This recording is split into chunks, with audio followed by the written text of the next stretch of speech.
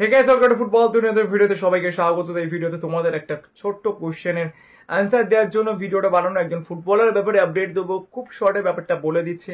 Jordan LC, যাকে নিয়ে তোমরা অনেকেই জিজ্ঞেস করছো যে হিজাজি মায়ারকে কন্ট্রাক্ট এক্সটেনশন দেওয়ার পর জর্ডান এলসির সঙ্গেও কি ইস্ট বেঙ্গল কন্ট্রাক্ট এক্সটেন্ড করতে চলেছে। তো দেখো, তোমাদেরকে একদম স্পেসিফিক্যালি বলে দিচ্ছি, জর্ডান এলসিকে কিন্তু এই মুহূর্তে আইএসএল এর ভাবনায় রাখছে না ইস্ট বেঙ্গল ম্যানেজমেন্ট। তাকে কিন্তু ইস্ট বেঙ্গল তার আগে যে ম্যাচেসগুলো ইস্ট বেঙ্গল খেলবে, অর্থাৎ ডুরান্ড কাপ এবং AFC champions league preliminary round stage 2 এর যে ম্যাচেসগুলো রয়েছে, সেইখানে জর্ডান এলসির পারফরমেন্স দেখা হবে এবং তারপরে তাকে আইএসএল এর জন্য রেজিস্টার করানো হবে কিনা সেই নিয়ে ভাবনা চিন্তা করা হবে। তো জর্ডান এলসি তোমরা জানোই ইস্ট বেঙ্গলে খেলতে এসে সাপোর্টার্সের মন জয় করে নিয়েছিলেন, কিন্তু ডুরান্ড কাপে মোহনবাগান সুপার জায়ান্টের এগেনস্টে ফাইনাল খেলতে গিয়ে তার কিন্তু অ্যান্টেরিয়র ক্রুসেট লিগামেন্ট মানে এসিএল এ একটা গ্রেড 3 টিয়ার হয় এবং তারপরে তিনি অ্যান্টেরিয়র ক্রুসেট লিগামেন্টের অপারেশন করান। এই মুহূর্তে তিনি কলকাতাতে রিহ্যাব করছেন। তবে হিজাদি মায়ের সঙ্গে ইস্ট বেঙ্গল কন্ট্রাক্ট এক্সটেন্ড করলেও কিন্তু জর্ডান এলসিকে নিয়ে ইস্ট বেঙ্গল ম্যানেজমেন্ট ধীরে চলো নিতে চলেছে।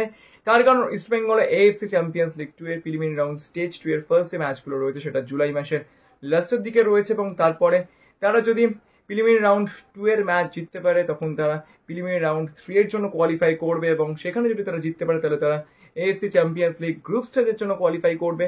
তো সব মিলিয়ে ইস্ট বেঙ্গল কিন্তু অনেক ম্যাচেস পাবে জর্ডান এলসিকে দেখে নেওয়ার জন্য এবং তার সঙ্গে সঙ্গে আমি তোমাদেরকে যেটা আগেই বলেছিলাম যে ইস্ট বেঙ্গল এই সিজনে একাধিক ফরেনারকে কিন্তু তারা সাইন করাবে। তো সেই জন্য 7-8জন ফরেনারকেও কিন্তু তারা সাইন করাতে পারে। তো জর্ডান এলসি তাদের মধ্যে একজন ফরেনার হবে। তবে আইএসএল এর জন্য তাকে রেজিস্টার করানো হবে কিনা সেটা কিন্তু এই মুহূর্তে দাঁড়িয়ে বলা পসিবল নয়।